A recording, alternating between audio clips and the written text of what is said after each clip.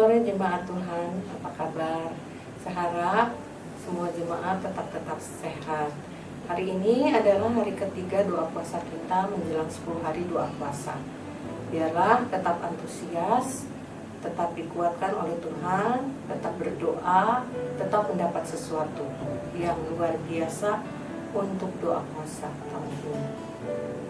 Hari ini kita akan merenungkan firman Tuhan dari Yohanes 14 ayat 16 sampai 17. Kita akan membaca bersama-sama Yohanes 14 ayat 16 sampai 17. Berbunyi demikian. Aku akan minta kepada Bapa, dan Ia akan memberikan kepadamu seorang penolong yang lain, supaya Ia menyertai kamu selama-lamanya, yaitu Roh kebenaran. Dunia tidak dapat menerima Dia, sebab dunia tidak melihat Dia dan tidak mengenal Dia. Tetapi kamu mengenal Dia, sebab Ia menyertai kamu dan akan diam di dalam kamu. Kamu di sini adalah saudara dan saya. Sebentar lagi Yesus akan pergi, mati di atas kayu salib, dikuburkan, bangkit, dan naik ke surga. Setelah kurang lebih 3 tahun hidup bersama dengan murid-muridnya, Yesus akan pergi.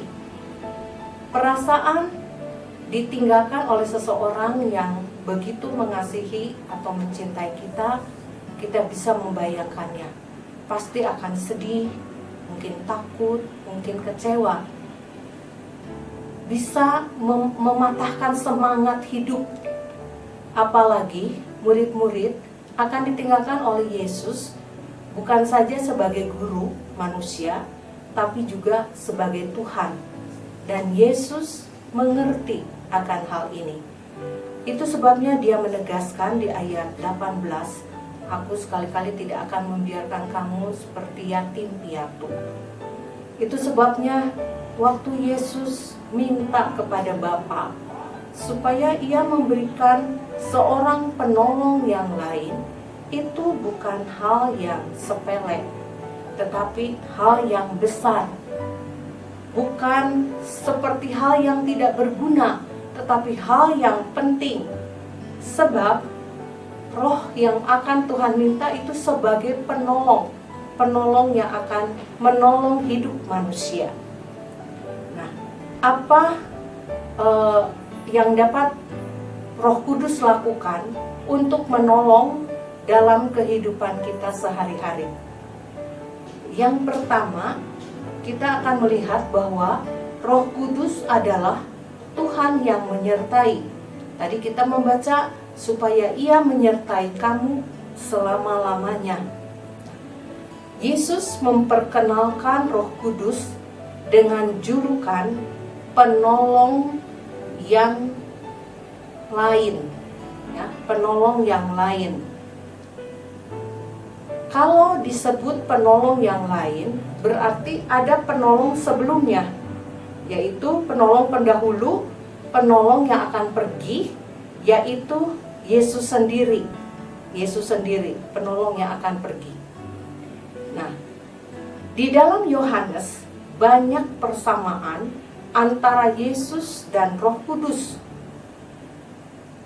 Di situ ditulis bahwa Roh Kudus sama-sama dan Yesus sama-sama diutus Bapa, sama-sama tidak diterima dunia, sama-sama membawa orang kepada kebenaran, sama-sama menyingkapkan hal-hal yang tidak kita ketahui, dan lain sebagainya. Dulu pekerjaan Musa diteruskan oleh Yosua, pekerjaan Elia diteruskan oleh Elisa. Nah, sekarang pekerjaan Yesus diteruskan oleh Roh Kudus. Namun jangan salah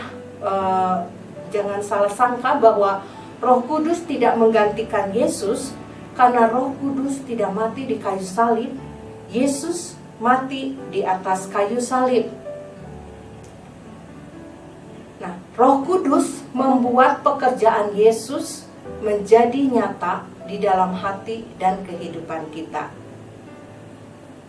Kita mungkin sulit akhir-akhir ini melihat pekerjaan Yesus dalam hidup karena kita tahu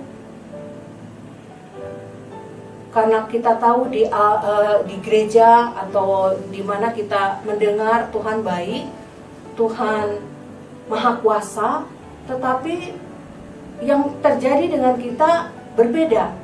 Mungkin kita sedang banyak masalah, sedang susah, sedang sakit, sedang banyak kegagalan, sedang tidak memiliki pekerjaan, sedang kehilangan pekerjaan, dan tidak punya keuangan yang baik. Nah, sehingga saudara merasa percuma untuk ibadah atau melakukan aktivitas yang biasa yang lain. Nah, tapi saya ingin mengingatkan bahwa ada Yesus, ada Roh Kudus sebagai penolong yang menyertai kita, yang mau membantu kita, yang beserta kita bukan sebulan, 2 bulan, setahun, 2 tahun, tetapi selama-lamanya. Dia yang akan menolong untuk menghibur dan menguatkan kita supaya kita tetap bersemangat, supaya kita tetap optimis, supaya kita tetap percaya dengan iman kita bahwa selalu ada jalan keluar, selalu ada pertolongan, bahwa kita tidak sendirian. Ada Roh Kudus yang menyertai, yang akan menolong hidup kita. Kita akan lihat yang kedua, bahwa Roh Kudus adalah pribadi ilahi yang diam di dalam kita. Di sini disebut Roh Kudus penolong yang lain, yang berarti Roh Kudus adalah seorang pribadi. Yesus memanggil dengan ia atau dia.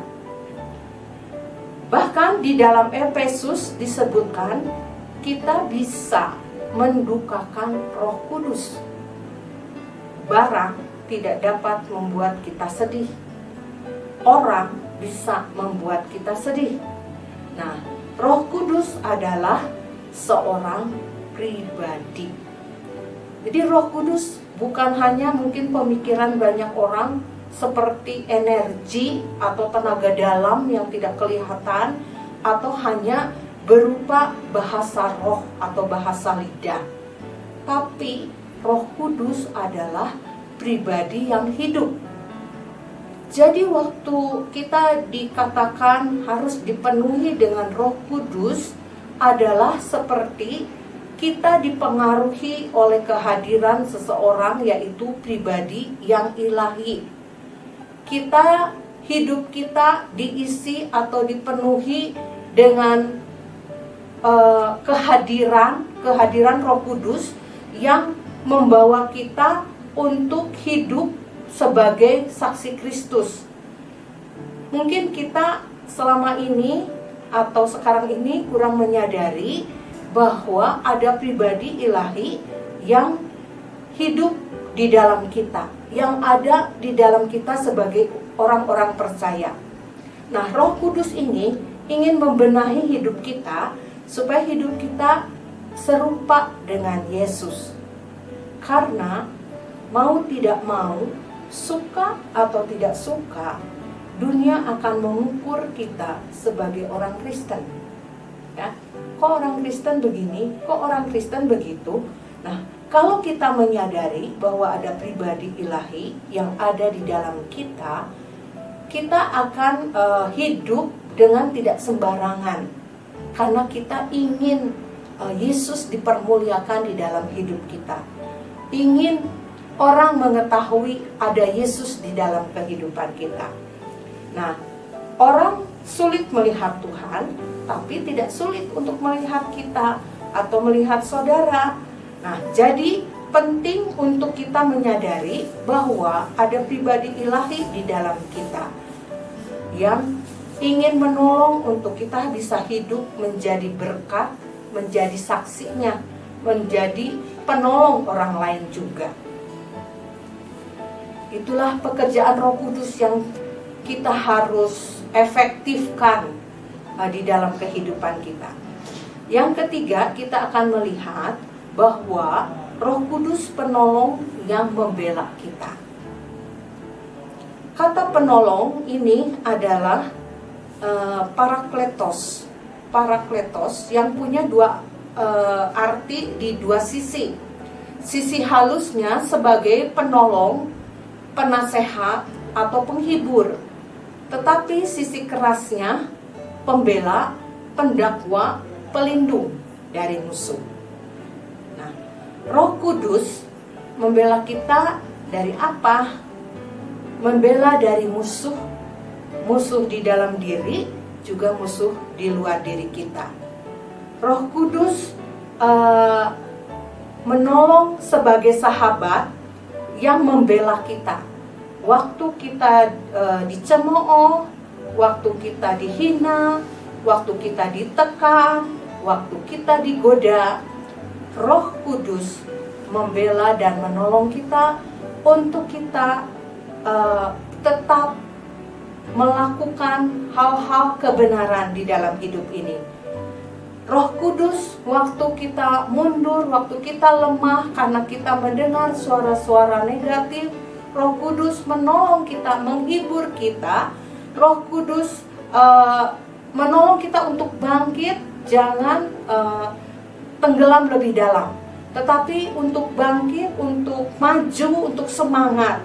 Dan waktu ada yang mendakwa, yang mencemooh kita, dia membela kita, dia menolong kita, dia menentang untuk kita jangan terpengaruh oleh tekanan-tekanan, tetapi bangkit. Dan waktu kita melakukan hal-hal yang tidak sesuai dengan firman Tuhan, melakukan dosa, dia menyentil kita, dia mengingatkan kita. Nah, penting untuk kita menyadari bahwa Roh Kudus itu membela kita. Ada sisi lembut dan ada sisi keras yang kita harus menyadarinya, bahwa penolong itu menolong untuk membela kita. Jadi jangan pernah berpikir atau mengatakan, wah saya sendirian. Pergunakan, sapa, bantu diri kita untuk bangkit dengan bertanya, dengan meminta tolong kepada Roh Kudus yang membela kita. Yang terakhir, kita akan melihat bahwa Roh Kudus adalah roh kebenaran yang menjamah hati kita. Roh Kudus adalah roh yang menerangi kita akan kebenaran. Apa itu kebenaran? Kebenaran tidak lain daripada Yesus sendiri. Kebenaran tidak lain dari firman Allah sendiri. Tidak ada doktrin atau wahyu yang lain yang dicari-cari oleh Roh Kudus, tapi Roh Kudus mengarahkan kita kepada kebenaran tentang Yesus. Dia tidak menyingkapkan wahyu-wahyu baru, tapi tentang Yesus. Roh Kudus menjamah hati kita supaya kita semakin mengasihi Tuhan Yesus. Kalau ada seseorang yang sedang jatuh cinta, mengapa dia tertarik dengan si A bukan dengan si B? Nah, hal itu sesuatu kemisteriusan yang tidak bisa kita kendalikan, ya. Nah, demikian juga dengan Roh Kudus. Roh Kudus menjamah hati kita untuk kita punya kecintaan yang mendalam kepada Yesus. Nah, itu yang dikerjakan, menjamah hati kita supaya seperti orang yang jatuh cinta, begitu mengasihi, begitu perhatian, begitu punya hasrat. Demikian juga dengan Roh Kudus menjamah hati kita supaya kita punya hati yang semakin hari semakin mencintai Tuhan Yesus. Nah, Roh Kudus biarlah bekerja untuk menjamah kita dan beri keleluasan. Roh Kudus menjamah hati kita untuk kita dapat menyenangkan Tuhan. Ayat yang kita baca tadi bahwa dia minta pada Bapa roh penolong yang diam selama-lamanya, yang akan diam dengan selamanya, itu roh kebenaran. Dan Dunia itu nggak ngerti, dunia itu nggak tahu, karena dia tidak bisa melihat, tidak mengenal. Tapi kita mengenal, seperti ayat yang tadi kita baca, juga Roh itu beserta dengan kita dan diam di dalam kita. Sekarang kita tinggal mengaktifkan Roh Kudus itu di dalam kehidupan kita. Menjelang hari Pentakosta, biarlah Roh Kudus memenuhi hati kita, supaya kita ingat bahwa kita tidak sendirian, tapi ada yang beserta selama-lamanya. Supaya kita ingat Dia membawa kita kepada seluruh kebenaran, supaya ingat bahwa ada yang membela kita, supaya kita ingat juga bahwa Dia menjamah kita untuk semakin hari semakin mengasihi Tuhan Yesus. Puji Tuhan. Mari kita akan berdoa. Bapa kami di dalam surga, kami bersyukur Kau memberikan Roh Kudus dalam kehidupan kami. Tolong kami untuk ingat mengaktifkan Roh Kudus, Roh penolong yang Engkau beri dalam hidup kami tiap-tiap hari, untuk menolong kehidupan kami sehari-hari, untuk mengingatkan bahwa kami tidak sendirian, untuk kami ingat hidup di dalam kebenaran, untuk Roh Kudus menolong kami, memberkati orang lain, sehingga kami bisa menjadi berkat, menjadi saksi. Untuk Roh Kudus terus-menerus menjamah hati kami, semakin mengasihi Engkau. Kami bersyukur Allah Bapa, Tuhan Yesus dan Roh Kudus ada dalam kehidupan kami. Dan biarlah kehidupan kami seterusnya dan selanjutnya boleh lebih menyenangkan dan mengasihi Tuhan. Kami berdoa di dalam nama Tuhan Yesus Kristus. Amin. Puji Tuhan, ini renungan kita hari ini. Biarlah Roh Kudus akan memberi pengertian yang lain kepada saudara yang berbeda satu dengan yang lainnya. Tapi sepanjang hari ini kita akan mengingat Yohanes 14 ayat 16 sampai 17. Tuhan memberkati dan selamat berbuka.